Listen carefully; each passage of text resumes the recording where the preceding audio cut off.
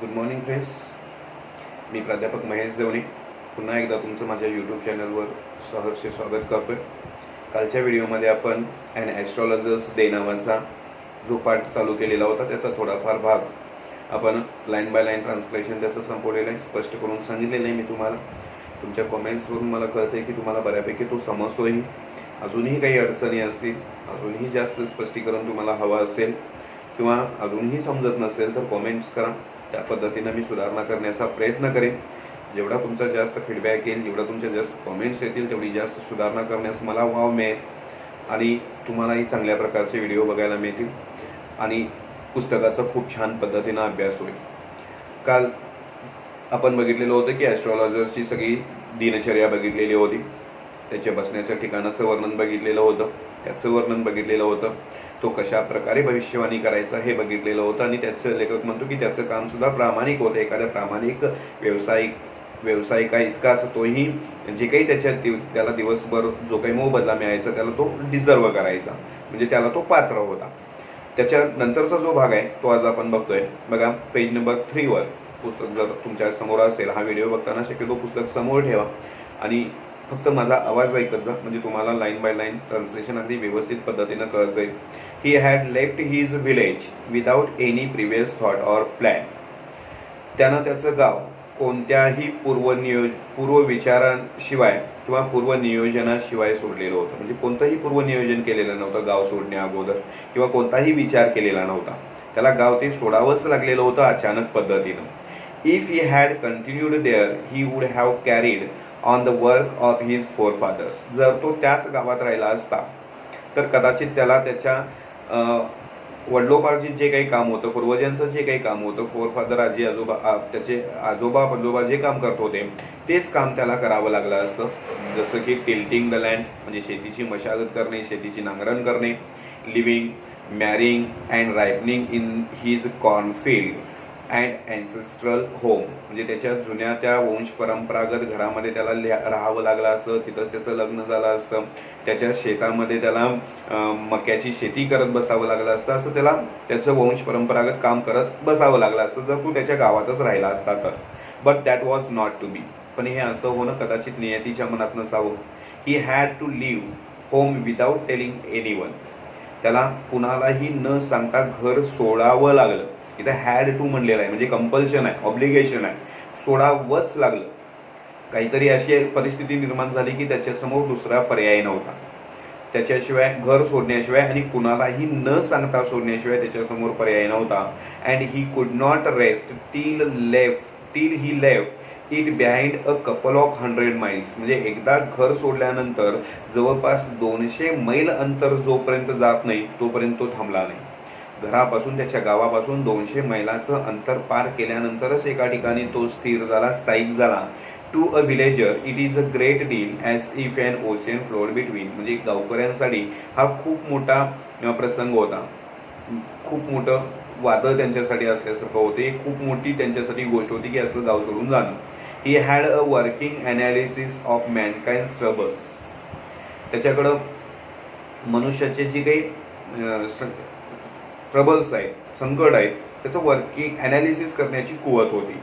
Marriage, money and other tangles of human ties. म्हणजे माणसाच्या जीवनामध्ये ह्या समस्या असतात ना. लग्न म्हणजे आपल्याकडची माणसं कसं, लग्न होत नसेल तर देव ऋषीकडे जा, पैसा व्यवस्थित मिळत नसेल, घरामध्ये पैसा स्थिर राहत नसेल तर देव ऋषीकडे जा, अशा बऱ्याच गोष्टी करत असतात.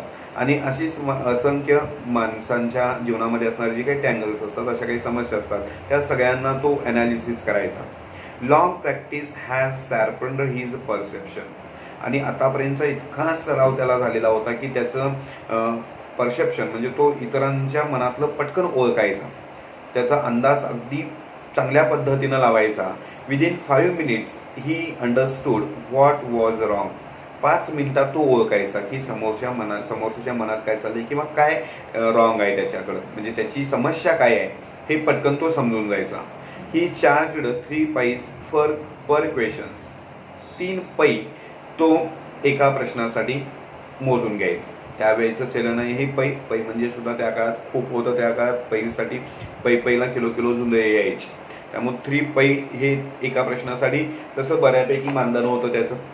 Never opened his mouth till the other had spoken for at least 10 minutes. म्हणजे तो फक्त बडबडायचाच नाही, तर त्याच्याकडं साधारण चांगल्या पद्धतीची श्रवण क्षमता होती.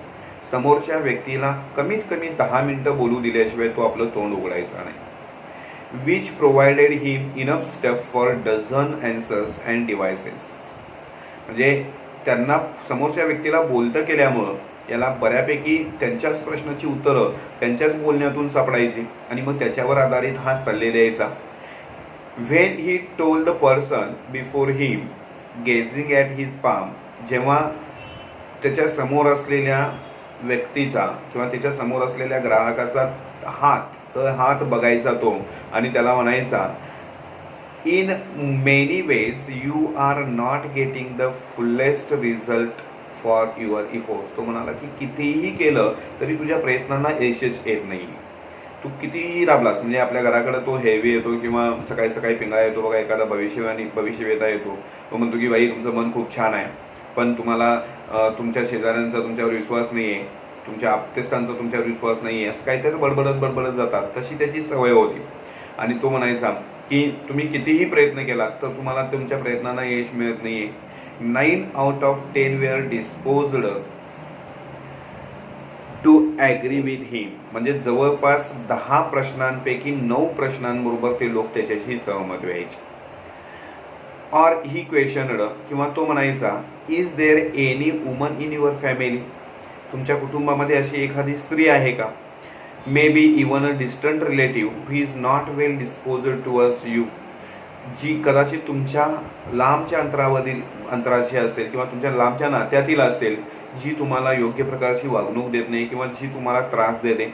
Or he gave an analysis of character. किंवा मग तो त्याच्या संपूर्ण चरित्राचे ॲनालिसिस करायचा, विश्लेषण करायचा. तो त्याला म्हणायचा, most of your troubles are due to your nature.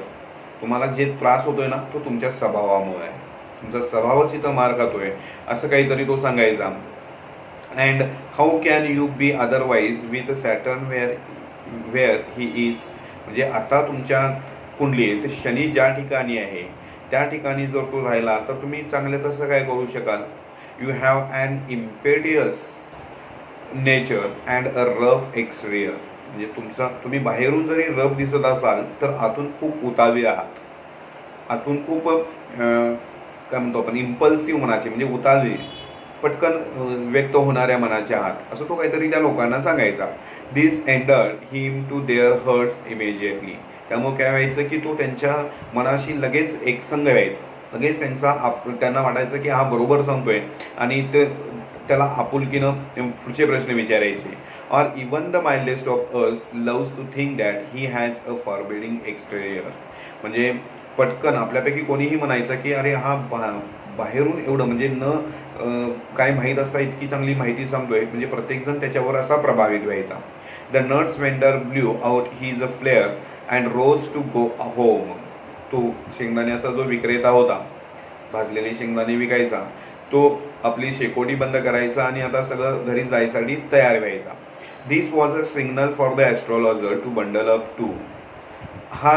ह्या भविष्यवेत्यासाठी सुद्धा संदेश असायचा की बाबा तुझं सुद्धा आता काम झालंय, तू सुद्धा आता तुझं सामान आवरायला घे, बंडल अप. तुझं जे काही सामान आहे ते सगळं आवरायला घे, गाठोडं बांधायला घे. Since it left him in darkness except for a little shaft of green light which strayed in from somewhere and touched the ground before him. कारण आता त्याचा सुद्धा पूर्ण अंधार पडलेला होता त्याच्यासाठी सुद्धा, कारण तो त्या शेंगदाण्या विक्रेत्याच्या गाड्यावरील जी काही शेकोटीची त्याच्यात जी काही प्रकाश असायचा तो त्याच्या प्रकाशामध्येच आपला व्यवसाय चालवायचा. आणि आता तो प्रकाश पण नाहीसा झालेला होता. दुरून कुठून तरी एक हिरव्या रंगाची किनारे त्याच्या समोर असलेल्या जमिनीवर पडलेली होती, पण तेवढ्या प्रकाशात तो काम करू शकणार नव्हता, म्हणून त्यानं गाठोडं बांधायला घेतलं. तोही जायला निघाला. He picked up his cowrie shells and paraphernalia. त्यानं आपला म्हणजे आपल्या सगळ्या काउरी सेल्स आणि आपल्या सगळ्या लवाजमा गुंडाळायला सुरुवात केली. पॅराफेर्नालिया म्हणजे लवाजमा. And was putting them back into his bag when the green shaft of light was blotted out. आणि सगळं तो सामान आपल्या पिशवीत गुंडवून घेणार. इतक्याच तो हिरव्या रंगाचा प्रकाश अगदी त्याच्या समोर येऊन थांबला. He sensed a possible client and said, त्याला वाटलं की एक संभाव्य ग्राहक आहे, हा चांगला ग्राहक होऊ शकेल आपला, आणि म्हणून तो तसाच थांबला. सामान आवरता आवरता तो थांबला. You look so careworn, तो म्हणाला की तू खूप काळजीत दिसतोयस. It will do you good to sit down for a while and chat me, थोडा वेळ खाली बस आणि माझ्याशी गप्पा मार. The other grumbled some reply vaguely. The astrologer pressed his invitation. Pressed his invitation, whereupon the other thrust his palm under his nose, saying, म्हणजे ॲस्ट्रॉलॉजरनं त्याला अशी विनंती केली किंवा असं आमंत्रण दिलं की बस माझ्यासमोर आणि माझ्याशी गप्पा मार, तुला थोडंफार हलकं वाटेल आणि मी तुझं भविष्य सांगेन. आणि मग लगेच तो समोर ग्राहक म्हणून आलेला होता, त्यानं त्याचा हात अगदी त्याच्या डोळ्यासमोर असा जबरदस्तीनं खोचल्यासारखा केला. थ्रस्ट म्हणजे घुसवणे शब्दशः अर्थानं. पण तसा तो अगदी त्याच्या नाकासमोर नेऊन देऊन म्हणाला, तो यू आर बघा grumble some reply vaguely whereupon you call yourself if and astrologer, म्हणजे तू स्वतःला भविष्यवेता समजतोस ना. The astrologer felt challenged and said, tilting the other's palm towards the green shaft of light. ॲस्ट्रॉलॉजरला आता हे आव्हान वाटलं. त्यानं त्याचा हात पकडला, हिरव्या प्रकाशात त्याचा हात नेण्याचा प्रयत्न केला आणि म्हणाला, युअर्स इज अ नेचर, तुझा स्वभाव. अजून तो पुढं काय बोलणार होता, एवढ्यात ओ स्टॉप दॅट, तो समोरचा माणूस म्हणाला, ए बंद करते. The other side, tell me something other worth while, अगदी कामाचं जे काय आहे तेवढंच मला सांग, उगाच बाष्कळ बडबड करू नकोस. अवर फ्रेंड फेल्ट पिकविट, आपला जो ॲस्ट्रॉलॉजर होता, अवर फ्रेंड, त्याला म्हणलेलं आहे की आपला जो ॲस्ट्रॉलॉजर होता तो मात्र त्याला हे झोंबलं, त्याला राग आला, तो दुखावला गेला. आय पिकविट म्हणजे झोंबणे, राग येणे, दुखावणे. I charge only 3 paise per question and what you get out to be good enough for your money.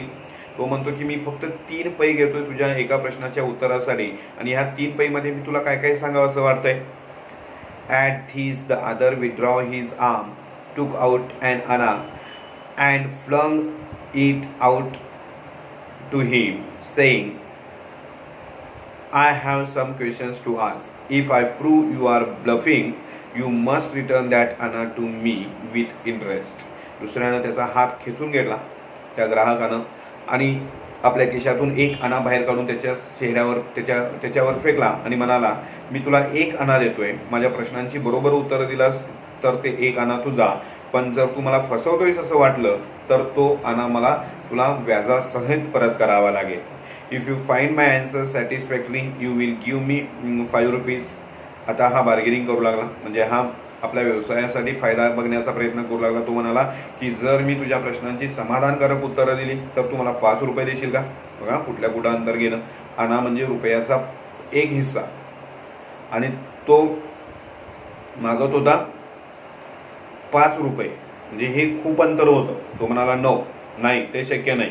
Or will you give मी 8 आनाज. तिथनं पटकन तो कमी आला आणि तो म्हणाला की मग मला 8 आणे तर देशील का. 8 आणे म्हणजे 50 पैसे. All right, provided you give me twice as much if you are wrong, said the stranger. तो म्हणाला ठीक आहे देईन मी, पण जर तू चुकीचा निघालास तर 8 आणे घेतलीस ना तिथं तू मला डबल द्यायची 16 आणे, म्हणजे 1 रुपया तू मला परत द्यायचा. This pact was accepted after a little further argument. म्हणजे हा करार त्या दोघांच्या मध्ये झाला, थोडी इकडं तिकडं वादावादी झाली आणि दोघांनी ह्या करारावर एकमत केलं. The astrologer sent a prayer to heaven as the other lit a chariot. ॲस्ट्रॉलॉजरनं थोडीशी प्रार्थना केल्यासारखी केली. त्याच वेळेला जो ग्राहक होता त्यानं शिगार पेटवली. चिरूट म्हणजे सिगरेट बिडी सारखा एखादा भाग. The astrologer caught a glimpse of his face by the match light. आणि मग ती शिगूर पेटवण्यासाठी जी त्यानं काडी ओढली ना त्या काडीमध्ये समोर असलेल्या ग्राहकाचा चेहरा स्पष्टपणे त्याला दिसला. आतापर्यंत अंधारात त्याचा चेहरा दिसत नव्हता, त्या प्रकाशामध्ये मात्र तो चेहरा त्याला दिसला. There was a pause as cars hooted on the road. चुकता drivers swore at their horses and the babble of the crowd agitated the semi darkness of the park. म्हणजे आता पूर्ण वातावरण शांत झाल्यासारखं वाटलं. काहीतरी एकदा त्याच्या चेहऱ्यावरचा वेगळा प्रकाश त्याला दिसल्यासारखा झाला आणि सगळं स्तब्ध झाल्यासारखं वाटलं. अचानक या आपल्या मित्राचा, आपल्या ॲस्ट्रॉलॉजरचा चेहरा बदलायला लागला. त्याच्या चेहऱ्यावरचे भाव अचानक बदलायला लागले. The other sat down sucking his cheroot puffing out sat there ruthlessly. दुसरा जो ग्राहक होता तो आपले सिगार पेटवत तिथं अगदी ठामपणे त्याच्या समोर येऊन बसला. He the astrologer felt very uncomfortable. आता मात्र या आपल्या भविष्यवेत्याला खूप अस्वस्थ वाटायला लागलं. Here take your anna back. तो म्हणाला, हा तुझा एक आणा परत घे. I am not use to such challenges. अशा प्रकारची आव्हानं मी स्वीकारतच नाहीये. It is late for me today. आज मला खूप उशीर झालाय. He made preparations to bundle up. आणि मग तो आपलं सामान आवरायची पुन्हा तयारी करू लागला. The other held his wrist and said. त्यानं त्याचं मनगट पकडलं आणि तो म्हणाला, you can't get out of it now. आत्ता तुझी यातून सुटका होणार नाही.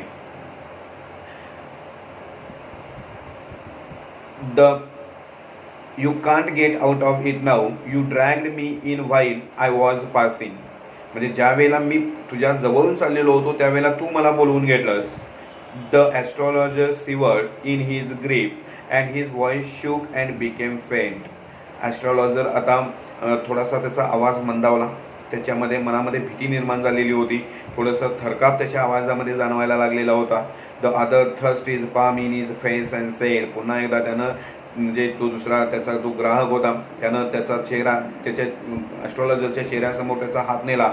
अगदीच चेहऱ्यासमोर नेला आणि म्हणाला, चॅलेंज इज चॅलेंज. एकदा स्वीकारलेस ना तर चॅलेंज म्हणजे चॅलेंज, पैज म्हणजे पैज.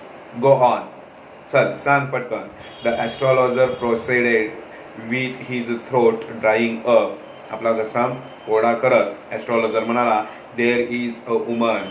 तुझ्या आयुष्यामध्ये एक स्त्री होती. मग आता ती स्त्री कशी होती, काय होती, खरीच होती की न होती हे आपण पुढच्या व्हिडिओमध्ये बघू. आजच्या पुरतं आता आपण इथंपर्यंत. तुम्ही हा जर व्हिडिओ व्यवस्थित अभ्यासलात, लाईन बाय लाईन पुस्तकात वाचत समजून घेतला तर धडा चांगल्या प्रकारे तुम्हाला समजेल. नाही समजला तर पुन्हा कमेंट करा. पुन्हा एकदा विनंती करतोय तुम्हाला की माझ्या चॅनलला सबस्क्राईब करा आणि जास्तीत जास्त विद्यार्थ्यांपर्यंत पोहोचवण्याचा प्रयत्न करा. सगळ्यांना या लॉकडाऊनचा फायदा होऊ दे. अजूनही थोडे दिवस आपल्याला घरीच राहायचं आहे, सुरक्षित राहायचं आहे आणि अभ्यासही करायचा आहे. त्यामुळे घर बसल्या अभ्यास करण्याचं एक चांगलं माध्यम आहे. त्याचा आपण पुरेपूर उपयोग करू. धन्यवाद.